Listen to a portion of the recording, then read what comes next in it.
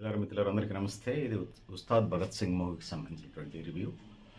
Hero Pawan Kalyan, heroine Sreeleela సినిమాని ఓ స్టేజ్‌కి తీసుకెళ్లారు. సో, ఆదివాసీ ప్రాంతాల్లో జీవించే ఒక అర్బన్ కుర్రాడికి జర్నీ జరుగుతా ఉంటుంటది. ఈ క్రమంలో ఫస్ట్ సీన్ ఏనుగు దంతాలని, స్మగ్లర్స్‌ని వేటాడి ఏనుగుల్ని, జీవరాశిని, అడవిని రక్షించే ఒక ఇదిగా మనకు కనిపిస్తాడు. ఇదంతా ఒక భాగం అయితే పెళ్లి కానటువంటి భార్య పిల్లలు లేనటువంటి ఒక టీచర్ ఆదివాసీ గూడానికి వచ్చి పిల్లల్ని చదివించాలని చెప్పేసి పట్టుబట్టి దారుణం చేసే క్రమంలో హీరో పవన్ కళ్యాణ్ గురువుకు దొరుకుతాడు. ఆ విధంగా విద్యా బుద్ధులు నేర్పి ప్రయోజకుని చేస్తాడు. సో, ఈ క్రమంలోనే రాష్ట్ర ఉత్తమ ఉపాధ్యాయ అవార్డు వస్తుంది ఆదివాసీల ప్రాంతాల్లో పాఠాలు చెప్పే గురువుకి.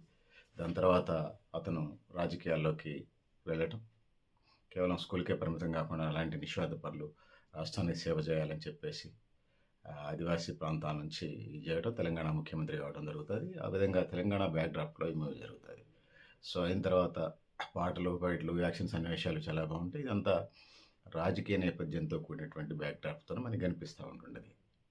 సో, హీరో కాస్త ఒక పిల్లాడు కాస్త హీరో పెద్దోడైపోతాడు. ఒక ఐపీఎస్ ఆఫీసర్గా ఇందులో మనకి పవన్ కళ్యాణ్ మనకు కనిపిస్తాడు. ఎక్కడ దుష్ట శిక్షణ శిష్ట రక్షణ లాగా ఉంటుంది. గాజు గ్లాస్ గుర్తు, ఫన్నీ డైలాగ్స్, సినిమా డైలాగ్స్ మనకి ఖచ్చితంగా రాజకీయ డైలాగులు సందర్భాన్ని బట్టి మనకు కనిపిస్తూ ఉంటుంటాయి. సో, ముఖ్యంగా హిందూ దేవాలయాలు, హిందూ మతానికి రిప్రజెంటేటివ్గా కొంత కనిపించినట్టుగా మనకు కనిపిస్తుంటుంది. దీనికి పాకిస్తాన్ ఉగ్రవాదులతోని చేతులు కలిపినటువంటి నాయకుడు పార్థిబన్ తమిళంలో చాలా ఫేమస్ నటుడు. తెలుగులో కూడా ఈ సినిమాలో విలన్గా నటించాడు.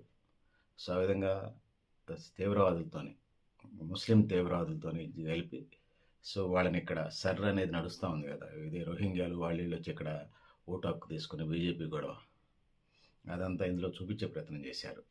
సో, ఆ ముఖ్యమంత్రిగా ఓట్లేయటం ఆ కార్యక్రమాలు అవన్నీ మనకి కనిపిస్తాయి.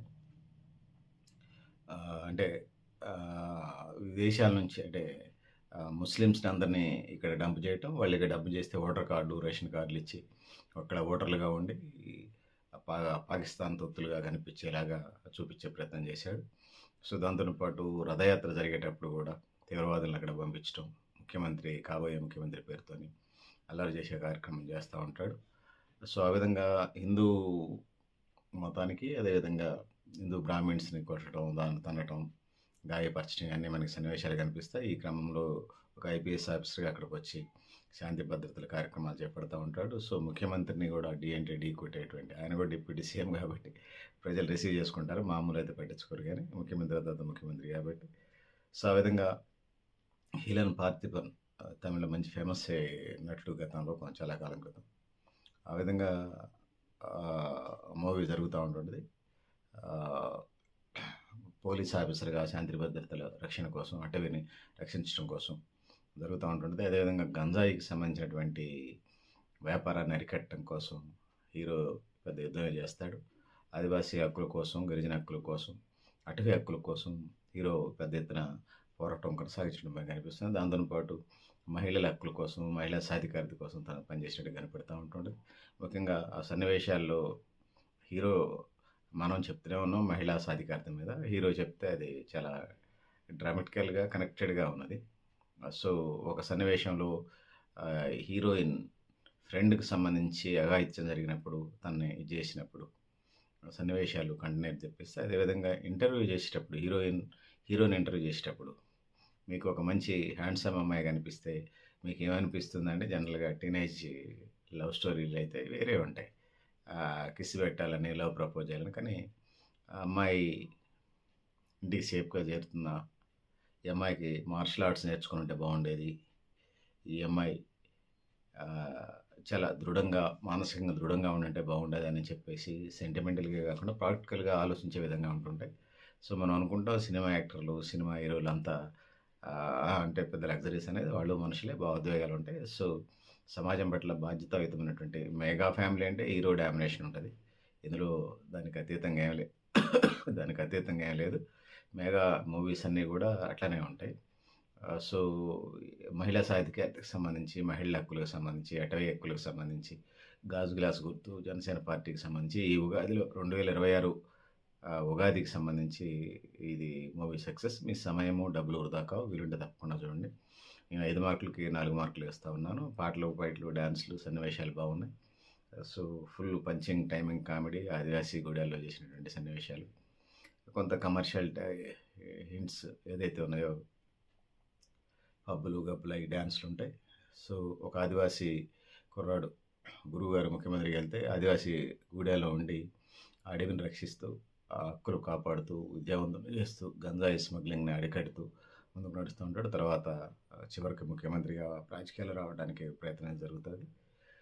సో, ఈ క్రమంలో తన గురువు మీద జరిగేటువంటి దాడుల్ని, రాష్ట్రాన్ని రక్షించే కర్తవ్యాన్ని ఒక పోలీస్ ఆఫీసర్‌గా, ఒక పౌరుడిగా చేస్తూ ఉంటాడు. అడవి లోపల చేస్తాడు. పట్టణానికి చేసే కార్యక్రమం చూడదగ్గ సన్నివేశాలు బాగుంటాయి. స్క్రీన్ మీద చూడాల్సింది. ఆ విధంగా మూవీకి సంబంధించి ఒక ఆదివాసీ కుర్రోడు ఎట్లా గంజాయిని అరికడతాడు, ఎట్లా రాజకీయ నాయకుల హస్తాలు ఉన్నాయి, సో వాళ్ళని ఎట్లా అరెస్ట్ చేస్తారు, ఎట్లా ఫైట్లు, దాంతో పాటు ఈ రాష్ట్ర తెలంగాణ మీద ఇతర ముస్లిమ్స్ వచ్చి, ఇతర దేశాల నుంచి ముస్లిమ్స్ వచ్చి ఇక్కడ ఓటు హక్కుని, రేషన్ కార్డు సంపాదించుకొని, ఆధార్ కార్డు సంపాదించుకొని ఇక్కడ ఓటర్లుగా చలామణి అవుతూ పాకిస్తాన్కి ఏజెంట్లుగా ఎట్లా వ్యవహరిస్తున్నారని చూపించే ప్రయత్నం చేశారు. కొంత హిందూ ఓరియంటెడ్ ఉన్నా కూడా పాకిస్తాన్ రిలేటెడ్ ఉన్నది కాబట్టి దేశభక్తియుక్తమైనటువంటి మూవీగా చాలా బీజేపీకి సంబంధించిన నినాదాలు ఏదైతే ఉన్నాయో, భారత్ మాతాకి జై అనే తరహా, అదేవిధంగా సైనికుల మీద జోకులు వేయటం, -డిగ్రీల టెంపరేచర్లో సైనికులకు పహారా కాస్తుంటే చనిపోతే వాళ్ళ మీద జోకులు వేసే సిటిజన్స్ మీద కోపంగా కొన్ని సీన్స్ పెట్టాడు. అదేవిధంగా స్త్రీలకు సంబంధించి గ్లామర్ డాల్ లాగానే చూపించే ప్రయత్నం చేశాడు. పొద్దాకలా హీరోని చూసే కార్యక్రమం మెగా మూవీస్లో అట్లా ఉంటుంది. జనరల్గా మెగా ఫ్యామిలీ మూవీస్లో అట్లనే ఉంటుంది. సో, ఇది పరిస్థితి. దాని తర్వాత ఆపరేషన్ సింధూర్ జరిగింది కదా. సో, హీరోయిన్ని పెళ్లి చేసుకుంటే పిస్టల్ పెట్టి టెర్రరిస్టులు కాలిస్తే దానికి మళ్ళీ ఆ టెర్రరిస్ట్ గ్రూప్ నాయకుడిని క్లైమాక్స్లో ఖచ్చితంగా మళ్ళీ ఇట్లా కాల్చేసి సమాధానంగా చూపించే ప్రయత్నం చేశారు మూవీ డ్రామాటికల్గా. సో, పాటలు, ఫైట్లు, సన్నివేశాలు బాగున్నాయి. ముఖ్యంగా ముఖ్యమంత్రి పదవి కోసం పార్థిపని హేళన చేసే ప్రయత్నాలు, దాన్ని అడ్డుకట్ట వేసేటువంటి ప్రయత్నాల్లో హీరో ఈ మొదటి నుంచి చివరి దాకా ఆద్యాంతం కొనసాగుతూ ఉంటుంటుంది. సో, డైలాగులు, సన్నివేశాలు, ఫైట్లు బాగుంటాయి. సో, ముఖ్యమంత్రి ఆఫీసు, గవర్నర్ ఆఫీసు, అక్కడ జరిగే సంఘటనలు చూపించే ప్రయత్నం చేశారు. పోలీస్ స్టేషన్లో ఉండే పరిస్థితుల్ని, సో విధంగా ఆడపిల్లలకు సంబంధించిన రక్షణని, జాకీ రేడియోకి సంబంధించినటువంటి ఈవెంట్స్ని, ఏం జరుగుతాయి, ఆ విధంగా ఈ ఉగాదికి 2026 ఉగాదికి సంబంధించి so action movie, serious movie, dramatical movie, entertainment movie, కుటుంబ కథా చిత్రం. పవన్ కళ్యాణ్ ఫ్యాన్స్కి పండగ, ఉగాది పండగ చేసుకోవచ్చు. డబల్ ధమాకా ఉందని చెప్పొచ్చు. సో, నేను 5 మార్కులకి 4 మార్కులు ఇస్తున్నాను. పెద్దలారా, మిత్రులారా, మీరు కూడా మీ అభిప్రాయం కామెంట్ బాక్స్లో నేను తెలియజేస్తూ, మీ సమయమో, డబ్బులు దాకా వీలుంటే తప్పకుండా చూడగలరని తెలియజేస్తున్నాను. థ్యాంక్ యూ అండి పెద్దలారా, మిత్రులారా. పవన్ కళ్యాణ్ అంటే సహజంగానే ఫాలోయింగ్ ఉంటుంది. కొన్ని రాజకీయ సన్నివేశాలు, డైలాగులు మెర్జ్ చేసే ప్రయత్నం చేశాడు. కొన్ని రాజకీయ డైలాగులు, గాజు గ్లాస్ గుర్తు, ఎక్కువసార్లు టీ తాగినట్టుగా చూపించే ప్రయత్నాలు సహజంగానే తన మూవీ కాబట్టి, సెల్ఫ్ మూవీ కాబట్టి. సరే, నిర్మాతలు ఎవరు ఉన్నారు, చౌదరీస్. సో, ఎవరున్నా కూడా తన సినిమా కాబట్టి గాజు గ్లాస్కి సంబంధించిన డైరెక్టర్ హరీష్ శంకర్ అనుకుంటాను.